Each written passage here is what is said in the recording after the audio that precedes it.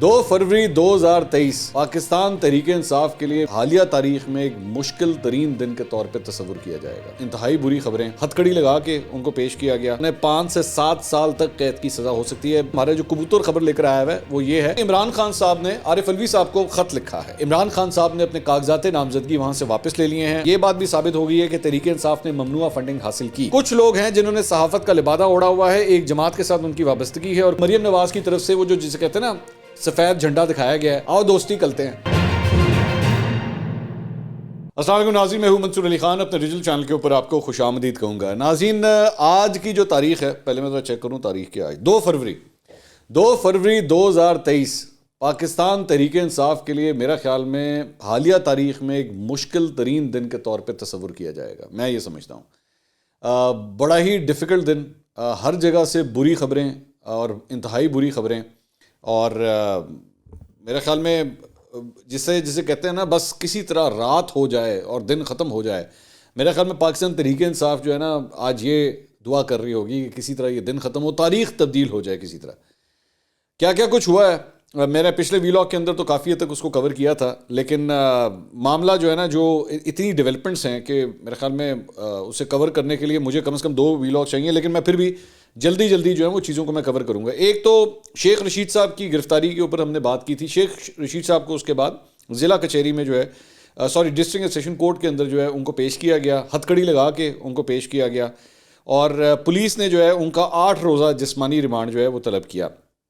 وکلا کے دلائل جب مکمل ہوئے تو اس کے بعد فیصلہ محفوظ کیا گیا۔ 4:45 بجے فیصلہ سنایا گیا، اور عمران خان صاحب کے قتل کی سازش کا الزام آصف علی زرداری کے اوپر جو شیخ صاحب نے لگایا تھا، یہ وہی مقدمہ تھا، اور دفعات کے تحت انہیں 5 سے 7 سال تک قید کی سزا ہو سکتی ہے۔ یاد رکھیے گا، میں نے اس وقت بھی یہ بات کہی تھی جب یہ شیخ صاحب کی یہ بات آئی تھی، تو میں نے کہا تھا شیخ صاحب could be in big trouble, یہ جس قسم کی انہوں نے بات کی ہے۔ اور بلکہ میرے پاس اس کے بعد چند ویڈیوز آئی ہیں کہ شیخ صاحب نے گالیاں دی ہیں، لٹرلی گالیاں، مطلب انہوں نے بلاول کے حوالے سے، رانا ثناء اللہ کے حوالے سے جو گندی زبان استعمال کی ہے گالیوں کی، میں وہ یہاں پہ شیئر بھی نہیں کر سکتا، یقین کیجئے۔ تو وہ نعرے مارے ہیں، انہوں نے نعرے مارتے ہوئے، اور یہ ساری ویڈیوز جو ہیں وہ ریکارڈ ہوئی ہیں جو انہوں نے کہا ہے۔ ان کا جو مقدمہ ہوا ہے اس کے اندر 3 دفعات جو ہیں وہ لگائی گئی ہیں، اس میں ایک قابل ضمانت جو ہے وہ دفعات ہیں، اور 2 ناقابل ضمانت جو ہیں وہ دفعات اس میں شامل ہیں۔ قابل ضمانت دفعہ 120 جو ہے وہ نفرت انگیز تقریر کی ہے، جس کی سزا 6 ماہ قید یا جرمانہ ہو سکتی ہے۔ ناقابل ضمانت دفعہ 153 نے بغاوت پر اکسانے کی ہے، جس کی سزا 5 سال قید ہے، اور دوسری ناقابل ضمانت دفعہ 505 ہے، عوام کو اشتعال دلانے کی ہے، جس کی سزا 7 سال قید ہو سکتی ہے۔ آئی ڈونٹ نو، مجھے ظاہری بات ہے یہ نہیں پتا کہ کورٹ میں کس حد تک یہ دفعات سٹینڈ کرتی ہیں کہ نہیں، کیونکہ اکثر یہ بھی ہوتا ہے کہ جو دفعات لگائی ہوتی ہیں ضروری نہیں ہے کہ مقدمہ اس کے مطابق ہی پروسیڈ کرے، وہ ڈراپ آؤٹ بھی ہو جاتی ہیں آگے چل کے، لیکن ابھی اس وقت he is in serious trouble right now. اور اس کے بعد جب یہ فیصلہ محفوظ ہوا، 8 روز کا جسمانی ریمانڈ جو مانگا گیا تھا، الٹیمیٹلی پھر 2 روز کا جسمانی ریمانڈ دے دیا گیا اور پولیس کے حوالے جو ہے ان کو کیا گیا۔ شیخ رشید کی گرفتاری پر اسلام آباد ہائی کورٹ میں جو ہے وہ توہین عدالت کی درخواست کی جو سماعت ہے وہ مقرر کر دی گئی ہے۔ جسٹس طارق محمود جہانگیری جو ہے کل اس کیس کی جو ہے وہ سماعت کریں گے۔ توہین عدالت کی درخواست شیخ رشید احمد کے بھتیجے راشد شفیق کی جانب سے جو ہے وہ دائر کی گئی ہے، اور اس میں موقف اختیار کیا گیا ہے کہ عدالت نے گزشتہ روز شیخ رشید کا پولیس طلبی کا جو نوٹس تھا اس کو معطل کر دیا تھا، لیکن عدالتی حکم کے باوجود شیخ رشید کے خلاف مقدمہ درج کیا گیا اور انہیں رات گئے گرفتار بھی کر لیا گیا۔ تو اس کے خلاف جو ہے وہ بیسکلی یہ درخواست دائر کی گئی ہے۔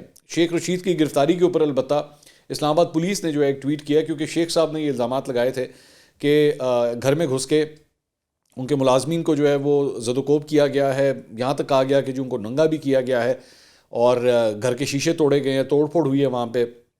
اسلام آباد پولیس کا جو موقف ہے، انہوں نے کہا ہے کہ شیخ رشید احمد کے گھر پر کوئی بچے موجود نہیں تھے، کوئی شیشے توڑے گئے اور نہ ہی کوئی توڑ پھوڑ کی گئی ہے۔ شیخ رشید احمد نے پولیس افسران سے بدسلوکی کی اور نازیبا زبان استعمال کی۔ شیخ رشید احمد یا گھر پر موجود کسی ملازم سے کسی قسم کا ناروا سلوک نہیں کیا گیا۔ اسلام آباد کیپٹل پولیس منفی پروپیگنڈے کی بھرپور مذمت کرتی ہے۔ عدالتوں کے اندر اور باہر نظم و ضبط کا قانون کے مطابق مظاہرہ کیا جائے، انہیں کوئی تکلیف نہیں پہنچائی گئی، بلکہ ان کی بدزبانی اور ناروا سلوک کے باوجود پولیس نے صبر و تحمل کا مظاہرہ کیا، غلط بیانی سے گریز کیا جائے۔ اسلام آباد کیپٹل پولیس تمام قانونی تقاضے پورے کر رہی ہے اور پورے کرے گی۔ شیخ رشید احمد کو جس حالت میں گرفتار کیا گیا ہے، اس بابت مزید کہنا تفتیش کو متاثر کرے گا، جس بابت جو ہے اب وہ اس دوران جو ہے وہ ان کی ایک اور ویڈیو بھی آئی جہاں پہ ڈاکٹر ایکچولی ان کو کہہ رہا ہے کہ جناب آپ کا ہم نے یورین ٹیسٹ کرنا ہے کیونکہ ہمیں لگتا ہے کہ آپ نشے میں تھے. تو انہوں نے کہا کہ جی مجھے یورین آ ہی نہیں رہا، میں کس طرح کروں بیٹھ کے، مجھے نہیں آ رہا. تو پھر الٹیمیٹلی جو ہے یہ خبر آئی کہ ان کا بلڈ ٹیسٹ جو ہے وہ کیا گیا، دونوں سے جو ہے وہ الکوہول لیولز چیک ہو جاتے ہیں، کوئی ایسی بات نہیں ہے. سو آئی ڈونٹ نو، مجھے نہیں پتا، میں کوئی اسپیکولیٹ نہیں کروں گا اس حوالے سے. انہوں نے تو بیٹھ کے کوئی پتہ نہیں شراب کی بوتلیں بھی جو ہیں وہ برآمد کی ہوئی ہیں، اب وہ جینون ہیں کہ نہیں ہیں I don't know about this, میں کوئی اسپیکولیٹ نہیں کرنا چاہتا. یہاں پہ ہمارے یہاں پہ بڑا لونڈا لپاڑا بیٹھا ہے، مجھے اچھی طرح یاد ہے جب نون لیگ کے لوگ پکڑے جاتے تھے نا تو وہ پورا جو ہے وہ اپنی بیٹھ کے اپنا فیصلہ سنا دیتے تھے، اور جی کرپٹ ہے گا ادھر بھی پھڑیا گیا تو وہ بھی پھڑیا گیا. I will not speculate on اینی تھنگ، کورٹس کا فیصلہ ہے، کورٹس جو بھی فیصلہ کریں یہ وہ ڈیسائیڈ کریں گی، میں اس کے اوپر کوئی اسپیکولیشن نہیں کر رہا. میں صرف آپ کو یہ بتا رہا ہوں کہ کیس بلڈ اپ کیا گیا. بلکہ یہ جو پولیس کہہ رہی ہے، اسلام آباد پولیس، میں نے اپنے پچھلے ویلاگ کے اندر یہ بات کی تھی کہ مجھے تو اتنی لیوریج نظر آ رہی تھی، اتنی ڈھیل نظر آ رہی تھی کہ شیخ صاحب جو ہیں وہ آس پاس پولیس والے کھڑے ہوئے ہیں اور وہ چوچے بن کے جو ہیں ان کی شکلیں دیکھ رہے ہیں، اور شیخ صاحب اینو بھی نہیں چھڈاں گا تو انہوں بھی نہیں چھڈاں گا، بیٹھ کے آرام سے میڈیا کی پریس کانفرنس بھی کر رہے ہیں، اپنے خطابات دے رہے ہیں، اور کوئی کچھ نہیں ہے. میں کہتا ہوں آپ کسی عام یہاں پہ گنگو تیلی کو ذرا پکڑیں اور ذرا گنگو تیلی کو موقع دیں، ذرا پولیس نے اس کو پکڑا ہوا ہو اور وہ بیٹھ کے میڈیا سے گفتگو کرے، 4 ٹانٹ لگاتی ہے پولیس. تو یہاں پہ شیخ صاحب کو اتنی لیوریج دی ہوئی تھی کہ شیخ صاحب نے میرے خیال میں جب سے ان کی گرفتاری ہوئی ہے تب سے لے کر اب تک کم از کم 3 ٹاک شو کر دیے ہوں گے انہوں نے، جتنی میڈیا سے انہوں نے انٹریکشن کی ہے نا، کوئی 3 ٹاک شو کر دیے ہوں گے. شیخ صاحب کے تو یہ کمال ہے، شیخ صاحب نے این جی تسی کرو 3 2 1 کیوں تو شیخ صاحب اتنے ٹاک شو شروع کر دینا. آپ کو بڑی میں آپ کو انٹرسٹنگ آپ کو خبر بتاؤں، آپ کو پتا ہے شیخ صاحب خود اینکر بننے والے تھے. جی بالکل، یہ میں آپ کو بڑی حقیقت یہ بات بتا رہا ہوں. شیخ صاحب کو، اور میں نے کنفرم کیا کیونکہ پہلے شیخ صاحب نا اپنے انٹرویوز کے اندر کہتے تھے یہ بات، یہ کلیم کرتے تھے کہ پاکستان کے ایک بڑے لال چینل نے ان کو جو ہے بطور اینکر ان کو آفر کیا تھا، اینڈ شیخ صاحب was very serious about signing the contract. تقریباً ڈیل ہو گئی تھی، لیکن اس کے اندر ایک شرط تھی جس کی وجہ سے شیخ صاحب جو ہے نا اس ڈیل سے بھاگ گئے. وہ یہ تھی کہ آپ ایکسکلوسیولی ہمارے پاس ہوں گے اور آپ نے نہ کسی اور چینل پہ اپیئر نہیں ہونا. شیخ صاحب نے کہا لے میں تو اتنے 36 انٹرویو دینے ہوتے ہیں تو میں ایک چینل میں باؤنڈ ہو گیا تو پھر کیوں ہوئے گا، ایون دو اماؤنٹ ان کو بڑی ہینڈسم اس وقت آفر ہو رہی تھی. تو شیخ صاحب کے اندر ایک فن ہے، مطلب وہ بولنے کا فن جو ہے وہ ہے. اب 2 دن کا جسمانی ریمانڈ ہے، دیکھتے ہیں جسمانی ریمانڈ میں کتنا بولتے ہیں. ظاہری بات ہے جسمانی ریمانڈ میں تو ظاہری بات ہے پوچھ گچھ ہوگی نا، تو دیکھتے ہیں وہاں پہ شیخ صاحب جو ہیں وہ کتنی باتیں کرتے ہیں. میڈیا کے سامنے جو ہے عدالتی پیشی کے اوپر شیخ صاحب نے کہا جی میں پوری رات کا جاگا ہوا ہوں، میری گھڑیاں اور پیسے لے گئے، ملازموں کو مارا گیا. انہوں نے کہا بھٹو کی حکومت ہو یا نواز شریف کی، جس نے مجھے گرفتار کیا وہ ختم ہوئی، ہم امپورٹڈ حکومت ختم کر کے رہیں گے، 15 فروری کے بعد نقشہ بدل جائے گا. ڈیٹیں دینا شیخ صاحب نے ہتھ کڑی پا کے بھی جڑی نا ڈیٹا دینیاں نہیں بند کی ہیں. شیخ صاحب کا کمال ہے، یہ 2 مہینے رہ گئے ہیں، یہ 1 مہینہ رہ گیا، یہ 1.5 مہینہ رہ گیا، تو ڈیٹیں دینا جو ہے نا وہ نہیں بھولتے. مجھے تو کبھی کبھار لگتا ہے ایمان سے یہ اس طرح جب آپ کسی کو قرضہ دیں نا تو وہ جس طرح وہ بتاتا ہے نا، اے میں 15 دن تیرے پیسے واپس کرنے لگا، اے بس ہفتہ مینوں ہور دے دے، مہینہ دے دے، بس میں آ گئے پیسے ادھروں آنے نے، پھر میں تینوں دے دینے نے. یہ اس طرح کی باتیں جو ہے نا، تو شیخ صاحب کی یہ رنگ بازیاں جو ہے نا یہ بڑی کمال ہے. انہوں نے کہا جی 15 فروری کے بعد نقشہ جو ہے وہ بدل جائے گا، ساری قوم عمران خان کے ساتھ ہے. اچھا ویسے یہ میں صرف یہ جو لفظ کہہ رہے ہیں نا نقشہ بدل جائے گا، آپ ذرا سیاست دیکھیں کیا چیز ہے. آج سے صرف 1 سال پہلے یہی شخص اسی پولیس کا انٹیریئر منسٹر تھا، اور یہ پوری پولیس جو ہے وہ ان کے انڈر تھی. یہ ایک چٹکی سے اشارہ کرتے تھے اور پورے کے پورے پولیس کانٹینجنٹس جو ہے نا وہ ایک طرف جاتے تھے.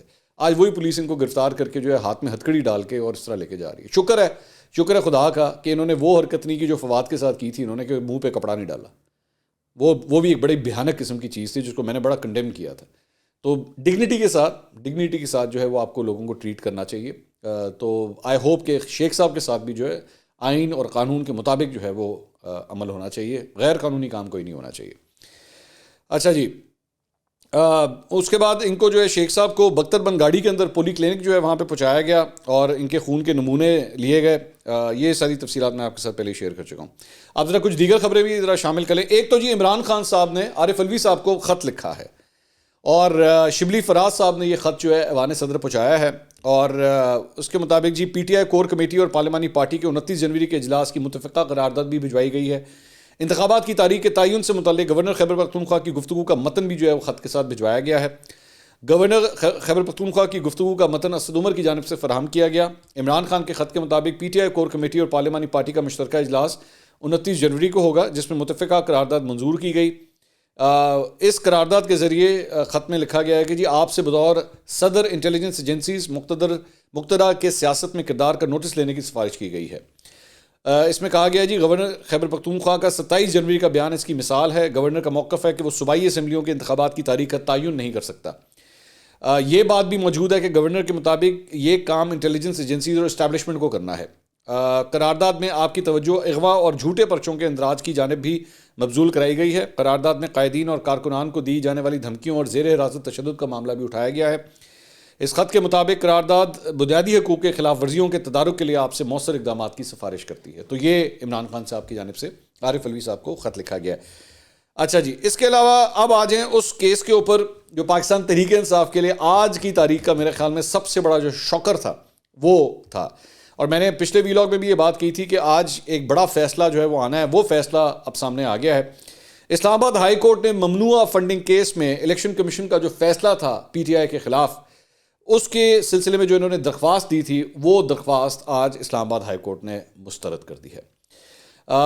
اس میں یہ جو ممنوعہ فنڈنگ کیس یا فورن فنڈنگ کیس جو بھی آپ اس کو کہنا چاہیں، اس میں الیکشن کمیشن کا وہ فیصلہ چیلنج کیا گیا تھا جس میں کہا گیا تھا کہ پی ٹی آئی نے اپنی مرضی سے جان بوجھ کر غیر ملکی باشندوں سے ممنوعہ فنڈنگ حاصل کی۔ عمران خان پاکستانی قوانین کے تحت اپنی ذمہ داریاں نبھانے میں ناکام رہے۔ یہ بات بھی ثابت ہو گئی ہے کہ تحریک انصاف نے ممنوعہ فنڈنگ حاصل کی۔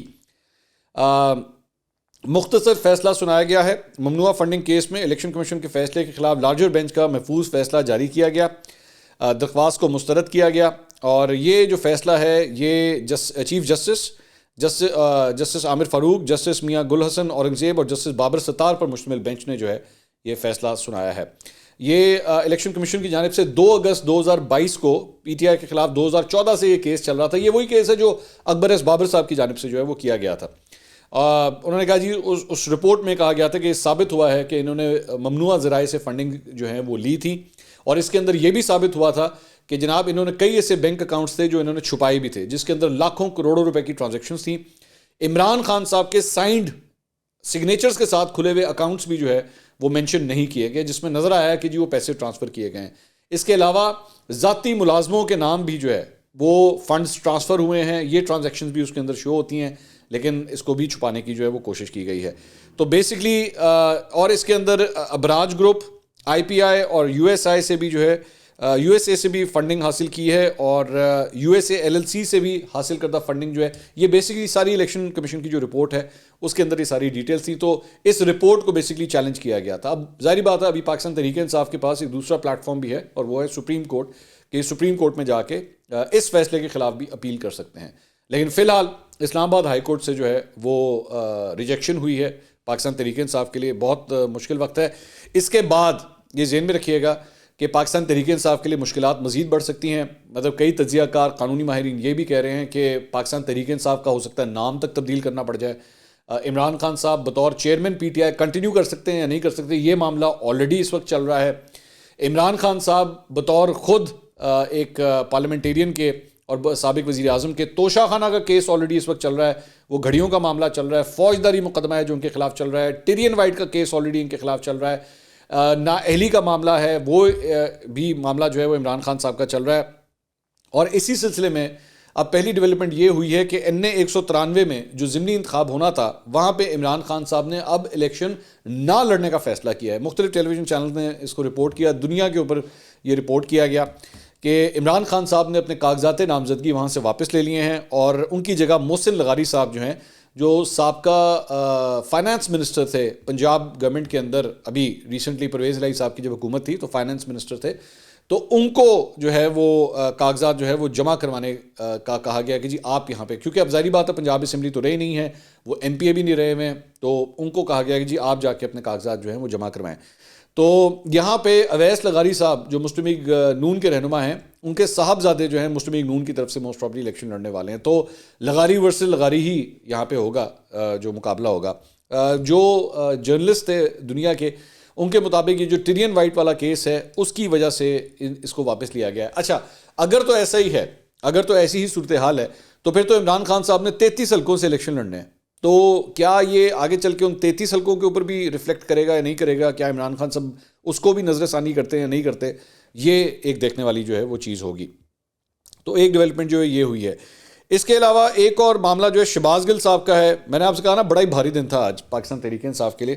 شہباز گل صاحب جو ہیں وہ ان کے خلاف جو ہے وہ فرد جرم عائد ہونی تھی، وہ بھی ڈسٹرکٹ اینڈ سیشن کورٹ میں جو ہے آج اس کیس کی بھی سماعت ہوئی. شہباز گل صاحب جو ہے وہ عدالت میں پیش ہوئے، لیکن اس مرتبہ اے آر وائی کے جو ڈائریکٹر نیوز ہیں عماد یوسف صاحب، وہ طبی بنیادوں کے اوپر انہوں نے استثنا مانگ لیا، وہ عدالت میں پیش نہیں ہو سکے. شہباز گل صاحب نے عدالت میں کہا کہ جی آج کل بہت حساس کیسز چل رہے ہیں، جس پر عدالت نے سوال کیا کہ کیا آپ کا کیس حساس نہیں ہے؟ تو شہباز گل صاحب نے کہا کہ جی آج کل میں بہت خود کفیل ہوں کیسز میں، کیونکہ لاہور، پشاور، کوئٹہ ہر جگہ کیسز کا سامنا کر رہا ہوں، پیٹرول کا ریٹ بہت زیادہ ہو گیا ہے، تاریخ لمبی دے دیں. تو اسپیشل پروسیکیوٹر نے کہا کہ ہماری عدالت سے استدعا ہے کہ فرد جرم عائد کرنے کی کارروائی کا آغاز کیا جائے. شہباز گل نے عدالت سے کہا کہ میرے کیس میں کروڑوں روپے خرچ کیے جا چکے ہیں، میرے لاکھوں روپے لگ چکے ہیں، جس پر عدالت نے کہا کہ آپ کا اسپیشل پروسیکیوٹر پر اعتراض ہے تو وہ اپر فورم پر وہ چل رہا ہے. شہباز گل نے عدالت سے کہا کہ رانا ثناء اللہ صاحب کی مثال موجود ہے جن پر 3 سال تک فرد جرم عائد نہیں ہو سکی تھی، جس پر عدالت نے انہیں ایسی بات کرنے سے روکتے ہوئے محتاط رہنے کی ہدایت کی.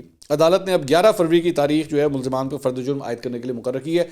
کئی مہینے ہو چکے ہیں ایکچولی کہ اس معاملے کے اندر عماد یوسف اور شہباز گل کے اوپر جو ہے وہ فرد جرم عائد نہیں ہو سکی ہے. عماد یوسف جو ڈائریکٹر نیوز ہیں اے آر وائی کے، اس سلسلے میں جو صحافتی تنظیمیں ہیں انہوں نے بھی شدید احتجاج کیا ہے اس معاملے کے اوپر کہ عماد یوسف کو جو ہے اس کیس کے اندر کیوں نامنیٹ کیا جا رہا ہے، کیونکہ وہ تو صرف ایک پلیٹ فارم تھا ان کا اے آر وائی کا.